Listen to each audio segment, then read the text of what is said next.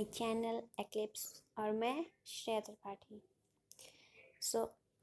आज हम अपना नया वीडियो लेकर आए हैं जिसका टॉपिक है कॉग्निटिव डेवलपमेंट थ्योरी, जिसको जीन पियाजे ने दिया है।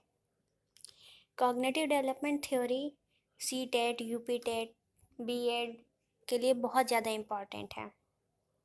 चलिए तो हम स्टार्ट करते हैं अपना ये वीडियो कॉग्निटिव डेवलपमेंट थ्योरी के बारे में। अब जिसने ये थ्योरी दी है उसके बारे में भी तो हमें थोड़ा बहुत नॉलेज होना चाहिए। जीन पियाजे एक स्विस साइकोलॉजिस्ट हैं, बायोलॉजिस्ट, फिलोसफर भी हैं। इन्हें हम चाइल्ड साइकोलॉजी के फादर कहते हैं। इन्होंने 1936 ये थ्योरी दी थी।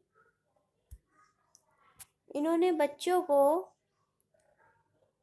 लिटिल साइंटिस्ट कहा है और ये कहते हैं कि जो बच्चे हैं वो पहले किसी चीज़ को इन्वेंट करते हैं, फिर उसके बारे में नॉलेज गेन करते हैं। Jean Piaget was a Swiss psychologist known for his work on child development. Piaget's theory of cognitive development, Piaget 1936, was the first psychologist to make a systematic study of cognitive development.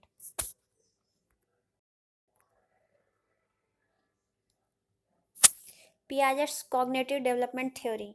Three parts हैं: schema, process, stages of development. Schema, building blocks of knowledge, process, enabling from one stage to another. Process के 3 parts हैं: assimilation, accommodation, equilibrium. Stages of development: sensory motor, pre-operational, concentrated operational, formal operational.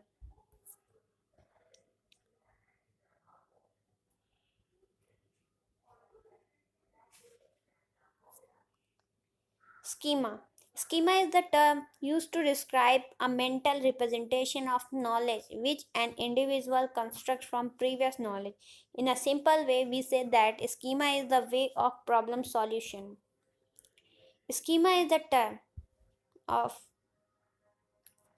Repeat कर schema को हम लोग simple way में ये कह सकते हैं कि जो हमारे बच्चे के प्रीवियस नॉलेज है वो उसको हम कहते हैं।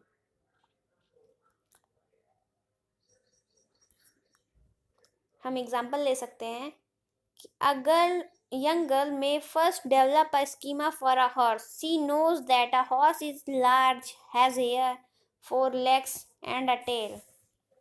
When this little girl sees a cow for the first time, she might initially call it horse. It fits in with her schema for the characteristic of a horse. एक छोटी सी लड़की है, उसको पहले प्रीवियस नॉलेज है उसका कि जो घोड़ा होता है उसके 4 पैर, बाल और एक पूंछ होती है, बड़ा सा होता है। देन उसने वैसे ही एक गाय को देखा, उसके भी 4 पैर, एक पूंछ और बाल थे, तो उसने तुरंत बोला कि ये हॉर्स है। तो ये उसकी स्कीमा पे फिट पहुंचे। इसको स्कीमा कहते हैं कि क्योंकि उसकी वो प्रीवियस नॉलेज है, इसी को हम स्कीमा कहते हैं। Process enables the transition from one stage to another. Jean Piaget identified 2 cognitive processes like assimilation and accommodation in the normal learning process of children.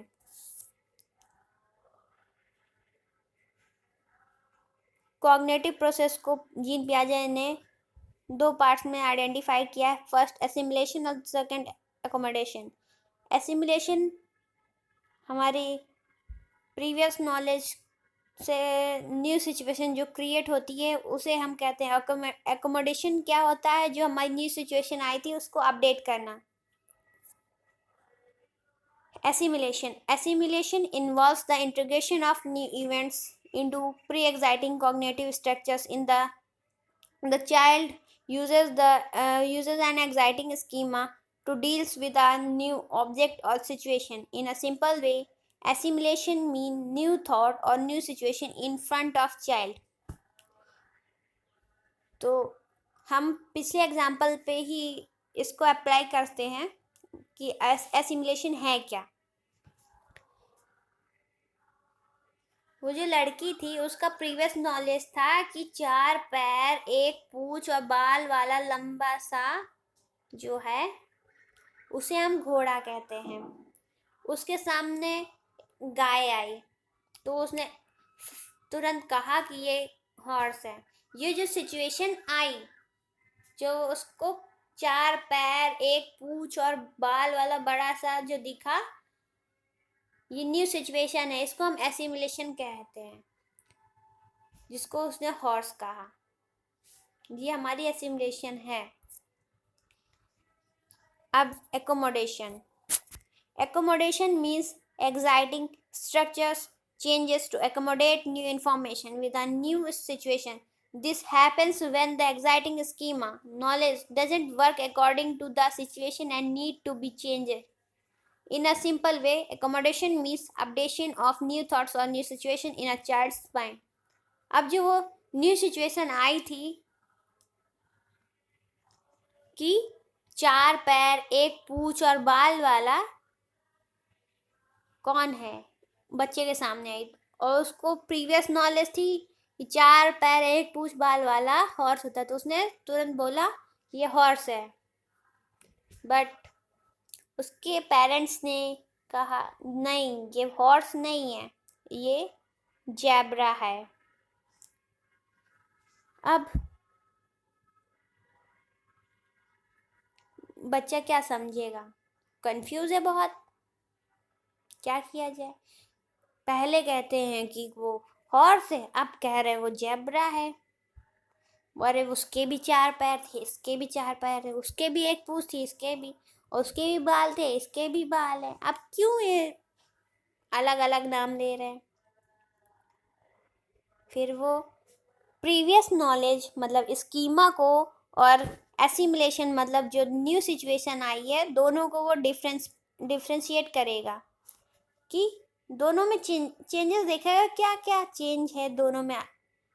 तो उसको क्या दिखता है कि जो घोड़ा है भले ही उसके 4 पैर हैं और इसके भी 4, लेकिन जो घोड़ा है वो एक ही कलर का है पूरा, या फिर वो पूरे वाइट कलर का है, और जो ये जैब्रा है वो ब्लैक एंड वाइट कलर का है।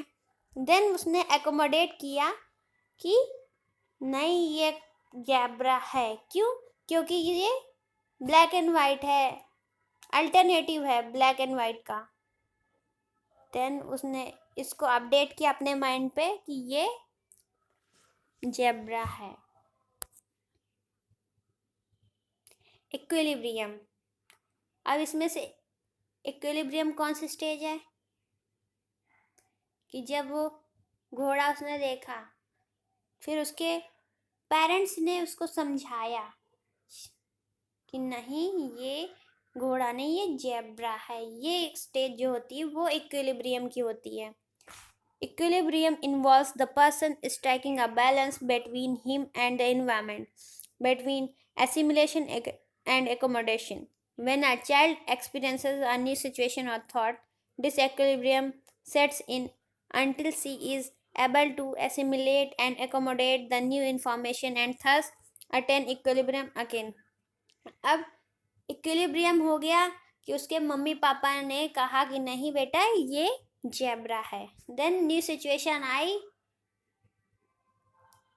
कि घर वाले कह रहे हैं कि ये जेब्रा है, तो मान लिया जाए। अब ऐसे थोड़ी ना मान लेंगे कि कुछ भी आके बोल दे। फिर डिसइक्विलिब्रियम क्या हुआ, उसने डिफरेंस पैदा किया कि दोनों में क्या क्या चेंजेस हैं। फिर एकोमोडेट किया, अपडेट किया अपना माइंड को कि हाँ, ये जेब्रा है।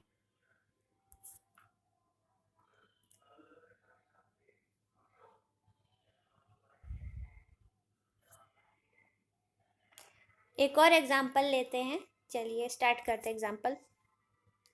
स्कीमा हमारी क्या है कि जो डॉग है उसके 4 पैर हैं और 1 पूँछ है। बच्चे को इतना पता है कि जो डॉग होता है उसके 4 पैर 1 पाँव होता है।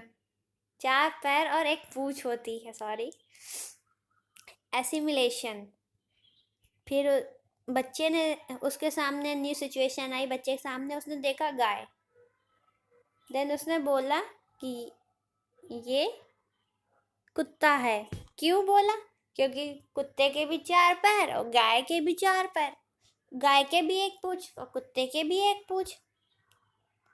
देन उसने कहा नहीं, ये कुत्ता है। इक्विलिब्रियम। फिर उसके पेरेंट्स ने आके समझाया, नहीं बेटा नहीं, ये गाय है। न्यू सिचुएशन क्या है? बच्चे को उन्होंने समझा तो दिया कि भैया ये गाय है, वो कुत्ता था। बच्चे के दिमाग में कंफ्यूजन ही कंफ्यूजन, कंफ्यूजन ही कंफ्यूजन। अब बच्चा क्या करे? फिर वो डिसइक्विलिब्रियम करता है, फिर वो डिफरेंस पैदा करता है कि उसको उन्होंने कुत्ता कहा, इसको फिर क्यों कुत्ता नहीं कहा, इसको गाय क्यों बोल दिया। अब डिफरेंस क्या निकला बच्चे के सामने कि जो 4 पैर 1 पूँछ वाला बड़ा सा होता है उसे गाय कहते हैं, और जो छोटा सा 4 पैर वाला 1 पूँछ वाला होता है उसे कुत्ता कहते हैं। फिर अकोमोडेशन क्या हुआ? बच्चे ने क्या माइंड में अपडेट किया कि जो 4 पैर वाला बड़ा सा 1 पूँछ वाला जो भी है उसे हम गाय कहेंगे। चलिए, अब स्टेजेस जो हैं जीन पियाजे ने दी है डेवलपमेंट की, उनको देखते हैं। 4 होती हैं: sensory motor stage, pre operational, constructed operational और formal stage. Sensory motor stage ये नाम से ही पता चल रहा है, सेंसर से होगी ये स्टेज। चलिए हम लोग आगे पढ़ते हैं। This is the first period of child 0 to 2 years. ये known for senses, gives reflection, action, initiative behavior, object permanence, touch to no senses. ये फर्स्ट स्टेज है जीन पियाजे द्वारा दी गई, जो जन्म के बाद से 2 साल तक की है। इसमें बच्चे अपने सेंसेस से सब बोलते हैं या रिसीव करते हैं कोई भी चीज़ हमारे द्वारा बोली गई। और सबसे मेन रिफ्लेक्शन एक्शन बहुत होता है। अगर हम हंस रहे हैं तो वो भी हंसने लगेगा। इनिटेटिव बिहेवियर्स, एग्जाम्पल लेते हैं। इनिटेटिव बिहेवियर, 2 बच्चों को साथ में बैठाया जाए, छोटे छोटे बच्चे को जो भी 2 साल तक के अंदर के। अब एक बच्चा रोने लगे अचानक से, तो बगल वाला दूसरा बच्चा भी रोने ही लगेगा। क्यों? क्योंकि इनकी स्टेज में ही ऐसा है कि वो एक दूसरे का देख के अपने अंदर अप्लाई करते हैं। टच टू नो सेंसेस, वो छू करके जानते हैं, पहचानते हैं।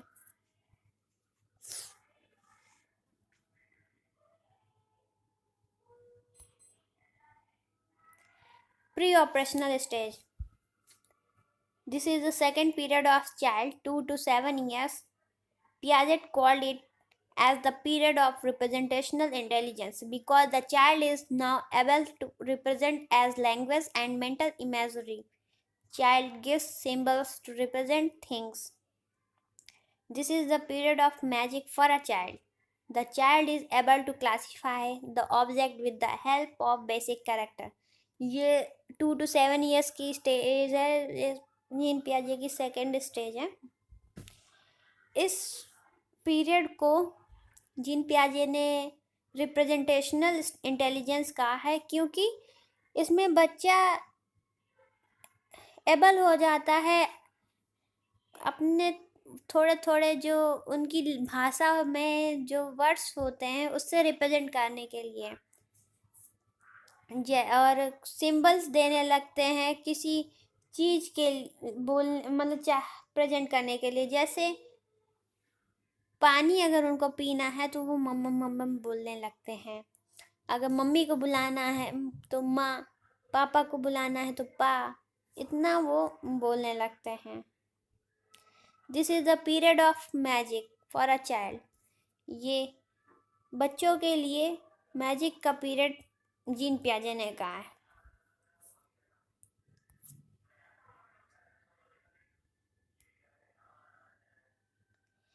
Child learners to think first and develops the language letter.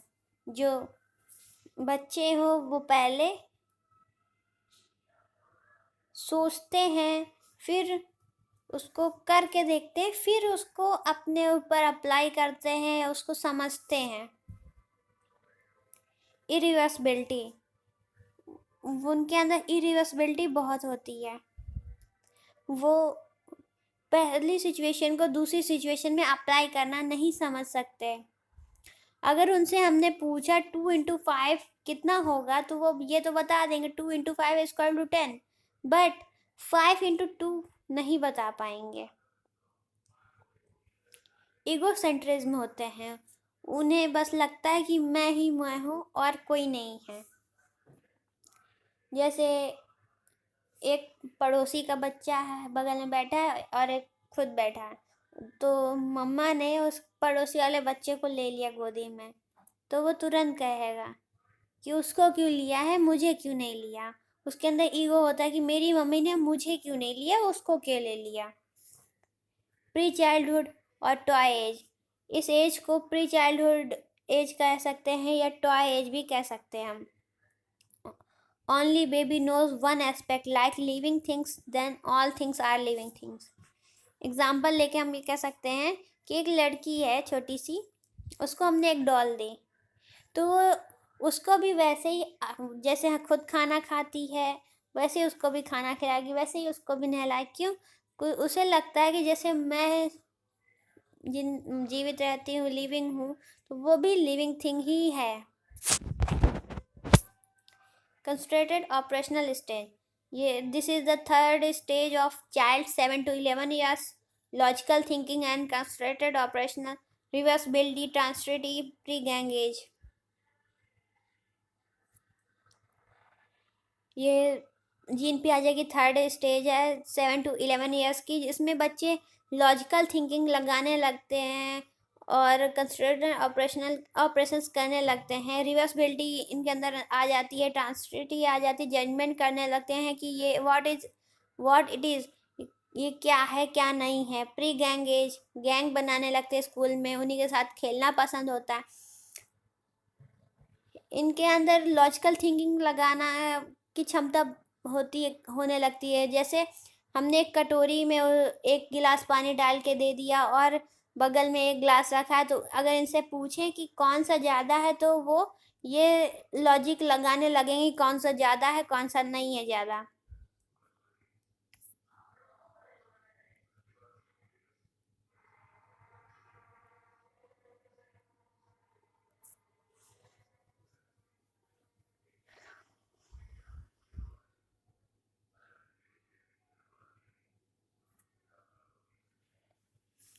Formal operational stage. This is the fourth and last period of child 11 to years above. It is the beginning of adolescent thinking. In this stage, cognition reaches its final form. Like the thought process of child is said to be at the most advanced level, the child now understands the forms or structures of complex mathematical problems. In this stage, child's thought process becomes quite systematic and reasonable. ये Jean पियाजे की आखिरी stage है बच्चों की, जो 11 years से आगे है, 11 ईयर्स से आगे तक। ये क्योंकि इसको हम एडोलसेंस की बिगनिंग वाली स्टेज भी कह सकते हैं, क्योंकि 11 ईयर्स से स्टार्ट हो जाती है एडोलसेंस स्टेज, हम लोगों ने पिछले वीडियो में पढ़ा हुआ है। In this stage cognition reach its final form, like thought process of child is said to be at the most advanced level. इनकी लॉजिकल थिंकिंग इतनी अच्छी हो जाती है कि वो समझने लगते हैं, तर्क वितर्क करने लगते हैं। जो कठिन मैथमेटिकल प्रॉब्लम्स होते हैं उनको सॉल्व करने लगते हैं, वो जजमेंट अच्छा करने लगते हैं, बहुत अच्छे से सिचुएशंस को अप्लाई करने लगते हैं, पहली सिचुएशन को दूसरी सिचुएशन में अप्लाई करना सीख जाते हैं, कैसे हम अपने प्रॉब्लम्स को सॉल्व कर सकें ये जान जाते हैं।